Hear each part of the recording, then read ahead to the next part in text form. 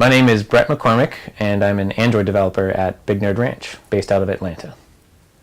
Could you maybe just describe your job duties? What you do for that company?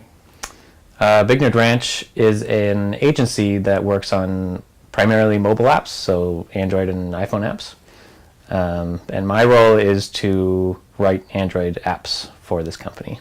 Okay. I have a lot of client-facing roles. I need to design and implement features for various apps.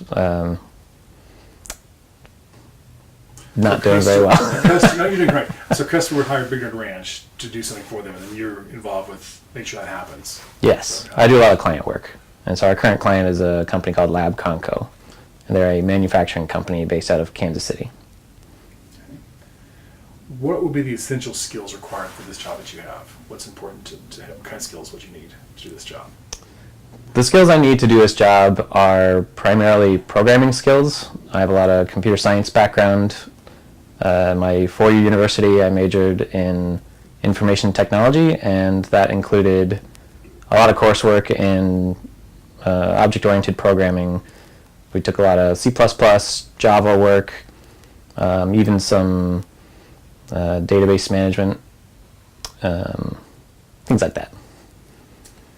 Can you talk a little about the customer side of it? Like, how does that work with the customer? What kind of skills do you need for that to deal with your customers, client? So, yes, communicating with the client is a lot of communicating requirements about a certain feature that they would like, getting good at providing estimates for how long it would take.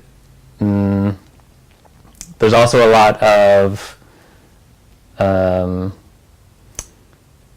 depending on the client, there's a lot of meetings either over the phone or a video chat or even some on site.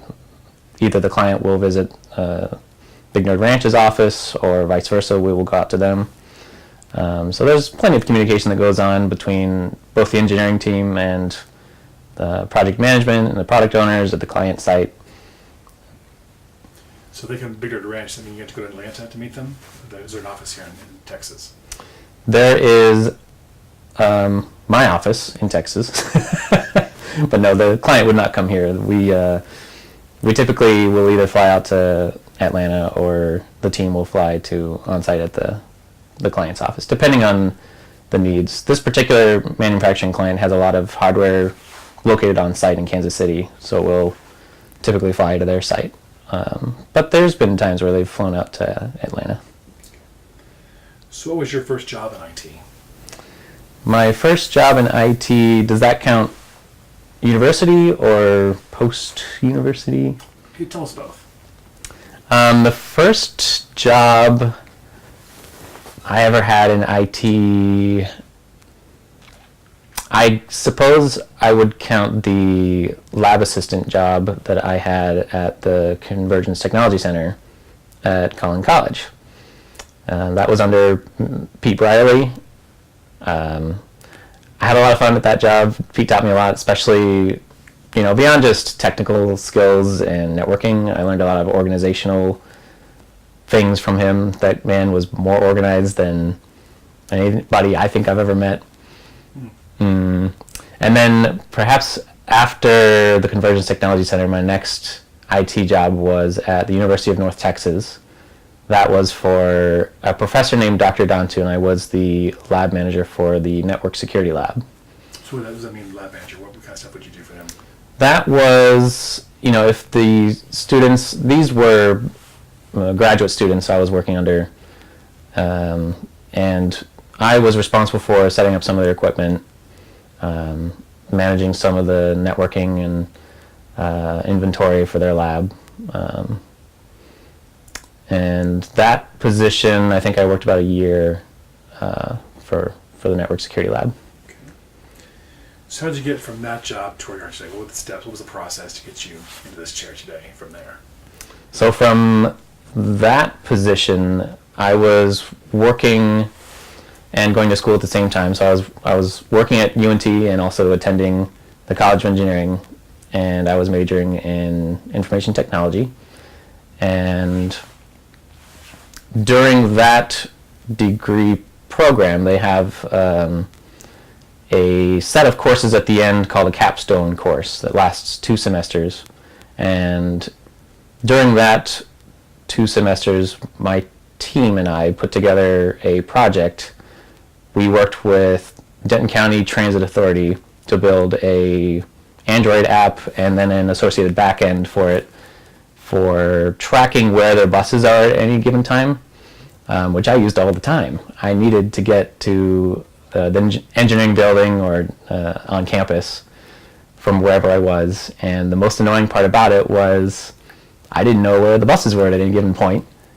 There was a schedule for the buses, and I would check the schedule and my watch, and I was there, and the buses weren't. And so a lot of us had the same frustration, so we worked directly with Denton County Transit Authority, and they were gracious enough to work with us. We put some phones on their buses.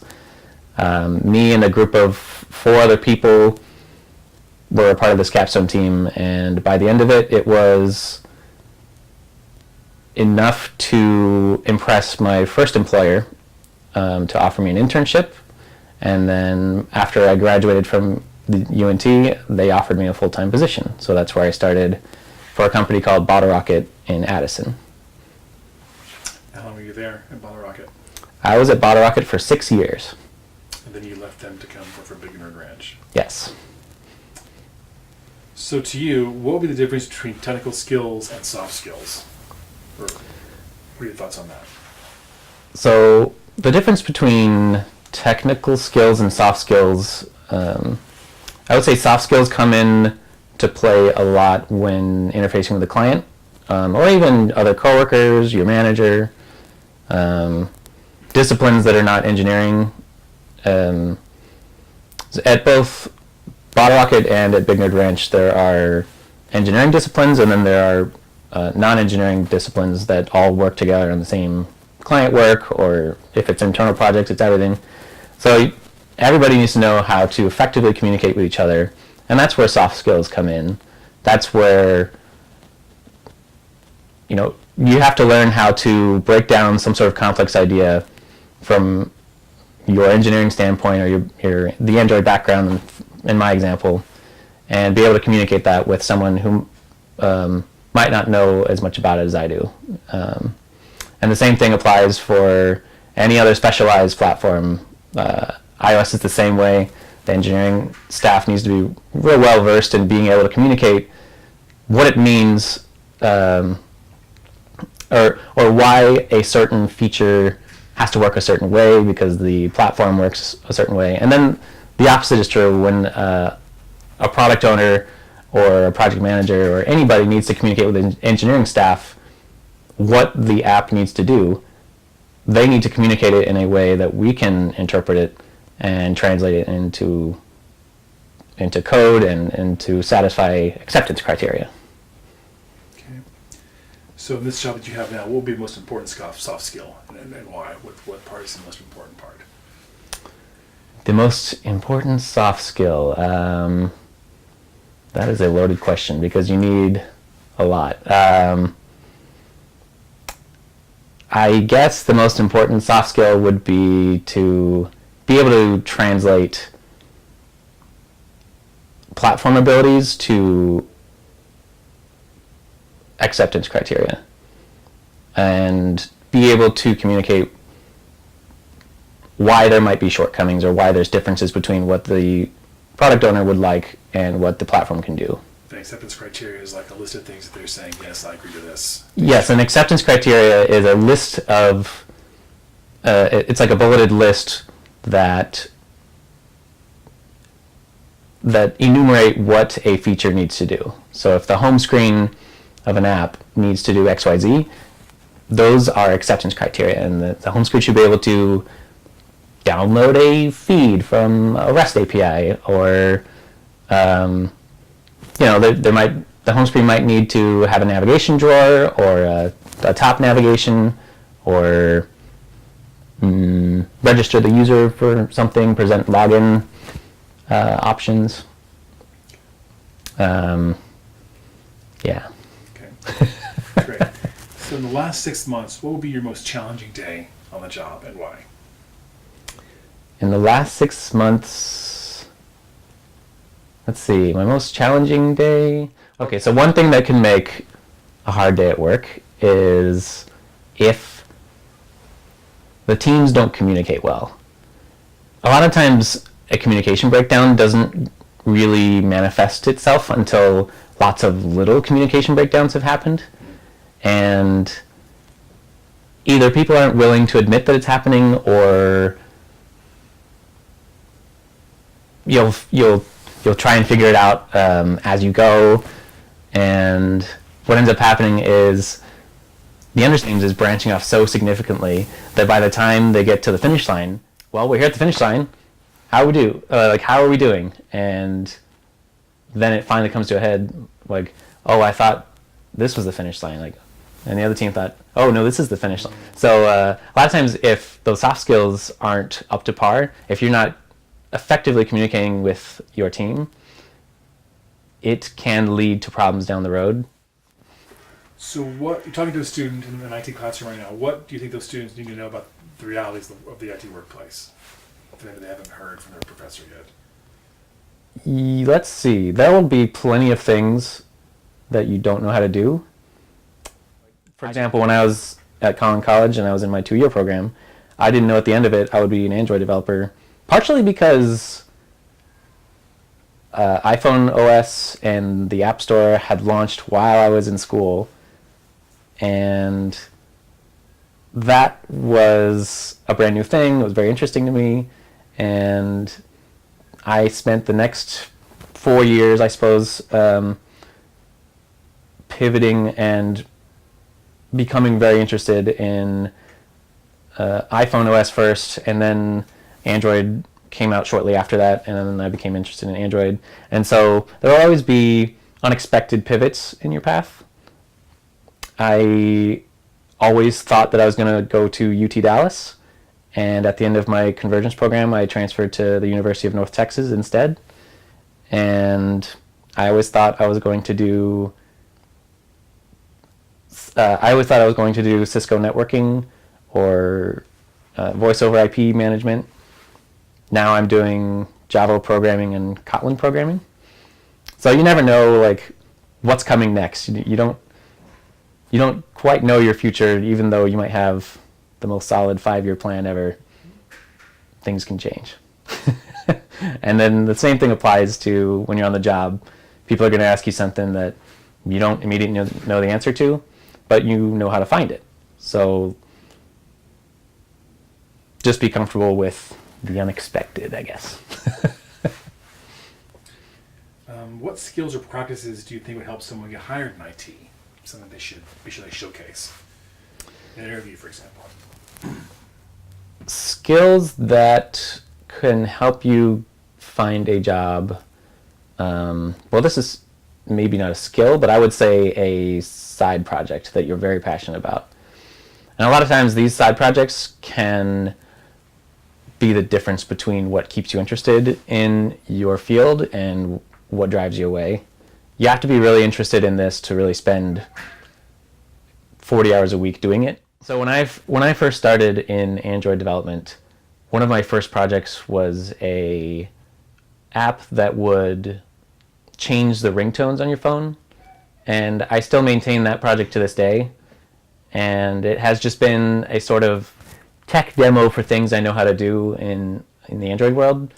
It's a little difficult to keep up with after you get a full-time job, so the updates are kind of slowing down. But so you would show this to people? Yes, originally it was something I put on my resume. It is still something I keep on my resume, and it's something I continuously update. Interviewing at Big Dirt Ranch, for example, they asked for a code sample of something I've written in the past, so I showed them something from random ringtones.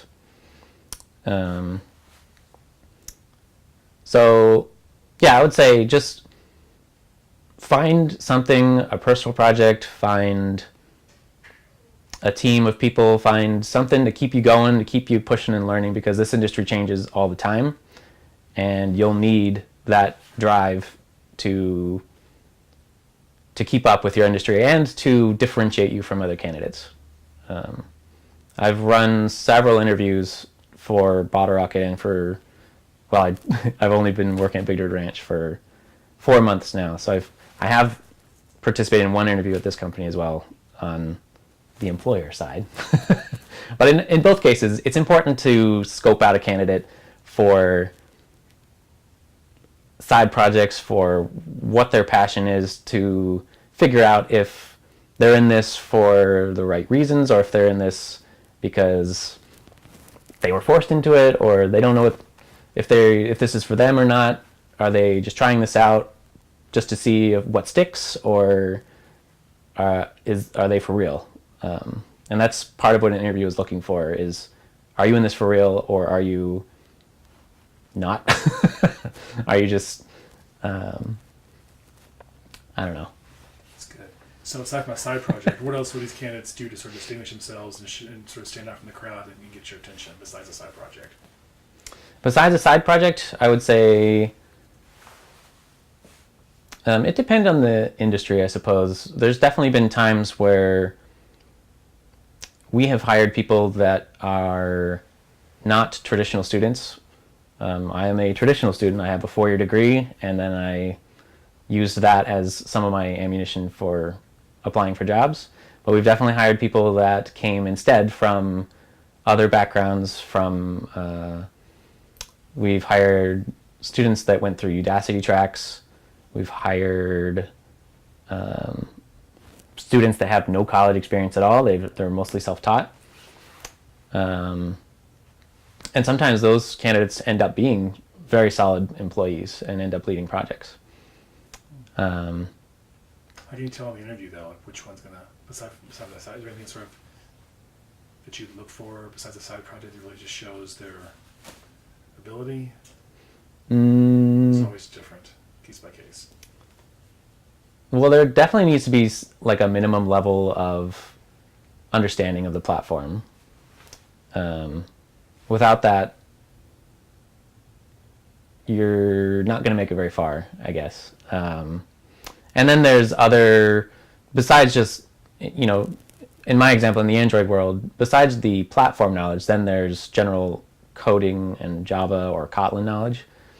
And then there's other enthusiast kind of questions we'll ask. Who's your favorite, like, Android rock stars, like Google employees, or like Google I/O topics that you're interested in, or upcoming libraries or trending topics in the industry. And that can also help drive home, is this person actually interested in this, or are they just kind of dabbling, like, I don't know. So if they start naming popular libraries that the development team is interested in, or they are naming conventions or like, not conventions, but conferences that they would like to attend or that they have attended, it shows that they're in this more than just outside of their office or outside of the classroom. Another sort of fun fact,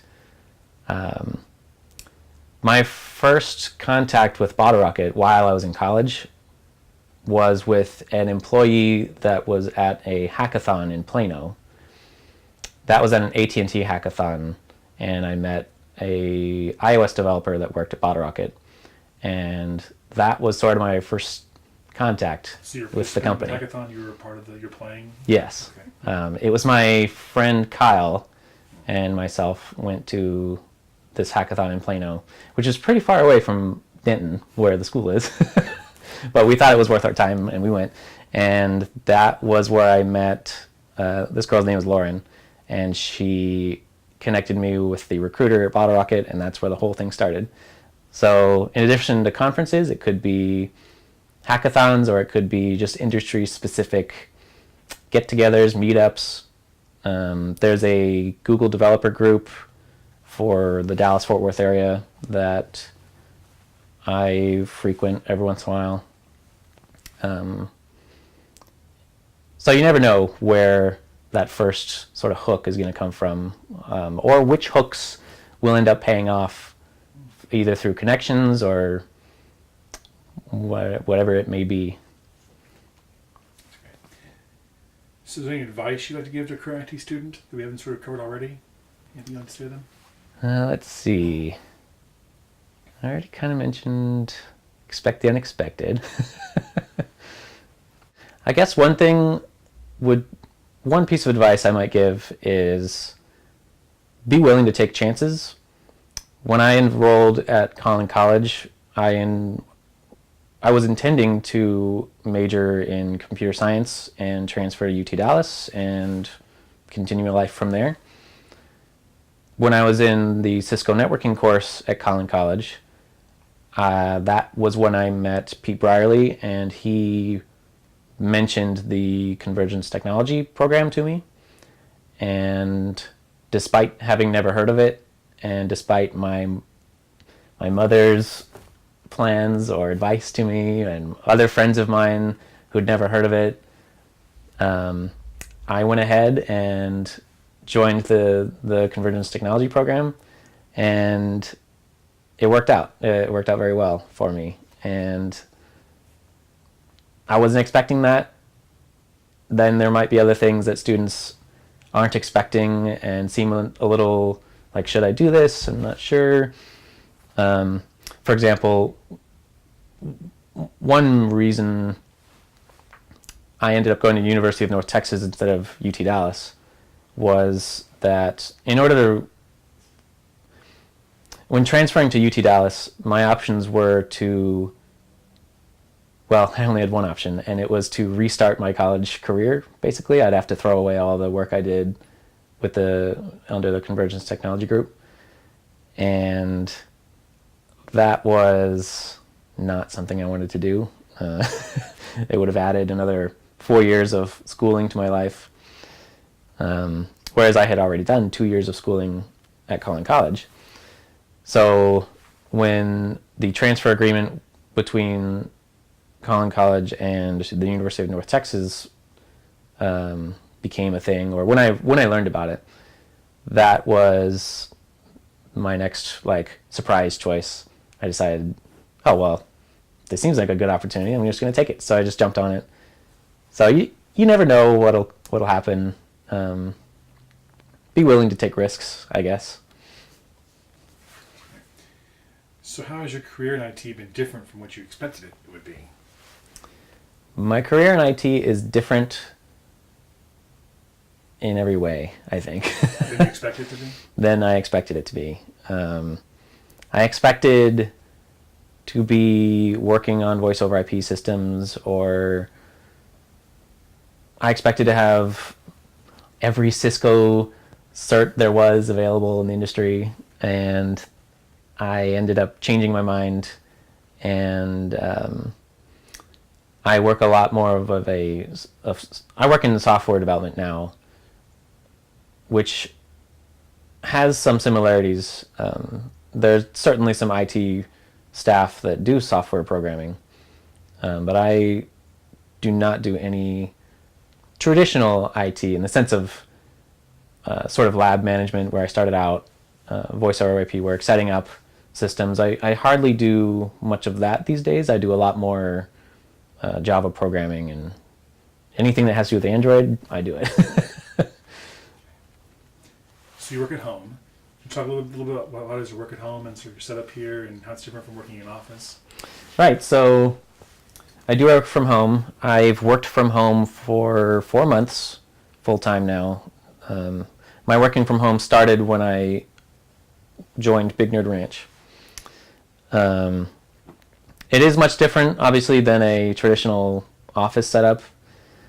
It's a lot more self-managed working in an office like this. You have to make sure that you don't squander your opportunity to take advantage of this kind of situation. Not a lot of people are lucky enough to have this sort of setup. The industry is kind of trending this way, but that doesn't mean that everybody is up for it. It was primarily driven by some of my personal life. The reason I was wanting to work from home. So you asked for this. This was something you requested. Right. So I worked out of an office in Dallas for 6 years, and I made some great friends, and I learned a whole lot.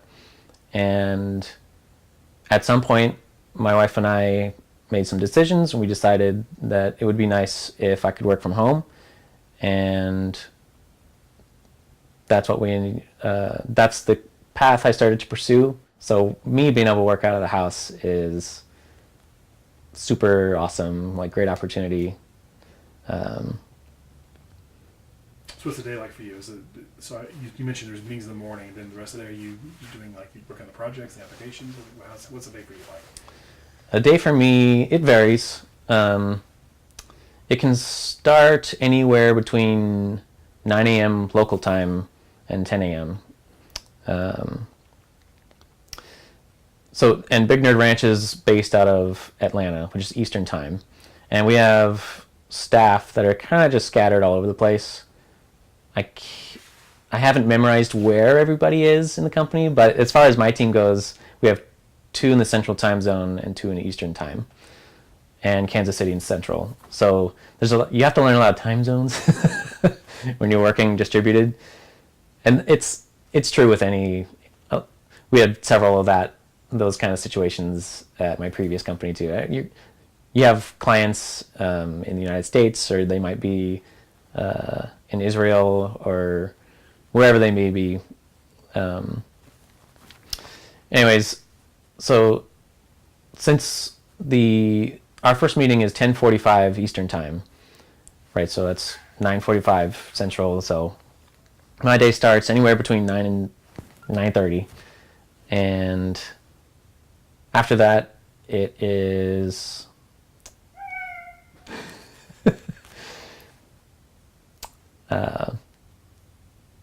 after that, it varies by day. We do have all hands meetings every other Tuesday and every Wednesday, and that is driven by the company. And then we have team meetings for my client work.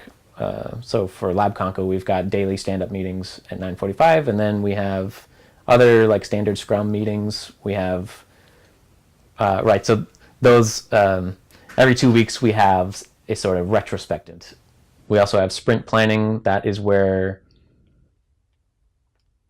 you collect the work available in the project, and you break it down based on how much work you think it'll take, and then you decide like which ones are that you can get done in the next sprint. The periods for that vary, but it's typically like 2 weeks worth of 2 weeks at a time. You'll do a sprint, and the product owner or the client can prioritize which ones they'd like you to work on. So there's a lot of coordination there. There's each developer from each time zone or office. The client is involved typically. But after that, it's very asynchronous. It's very normal for remote work staff to have something happening in their house right now. For example, if somebody were to be pinging me, asking me for something, it is totally normal and expected not to have a response for 30 minutes, hour, 4 hours at a time. That's the nature of working out of a house. Is many of these employees also have kids or other obligations, whether that's health or anything else might be happening. It gives staff a really great sort of opportunity to balance their work and their life. Some staff wake up at 5 a.m. to start their day, and that way by the time 2 or 3 o'clock rolls around, they're done. And they communicate that with their team, and they can adjust that on a team-by-team basis. But it's the nicest part is just having that flexibility, and flexibility is good. So many projects, how many clients do you have like right now? How many different projects and clients are you working on right now? It's just one, or is it multiple different stages? I am allocated to one project right now. It is not necessarily uncommon to be allocated to more than one project, but typically developers are staffed 100% to a given project. That some of our project management staff is allocated to multiple projects. Anything else that we didn't cover you think we should cover and mention? One of the jobs I had at University of North Texas was a engineering ambassador, and my job was to give tours of the campus and to do outreach for the school, for the engineering school in specific.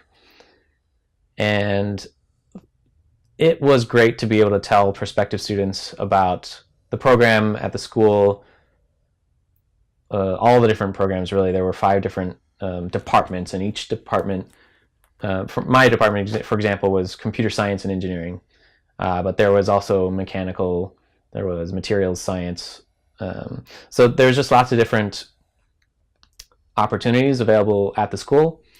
And so just about every school that I know of has something similar. You can arrange a tour, you can arrange a meeting on campus with, I don't know if every school calls them ambassadors, but you can definitely find out more information. Just contact the school. That they've probably got something similar. You can,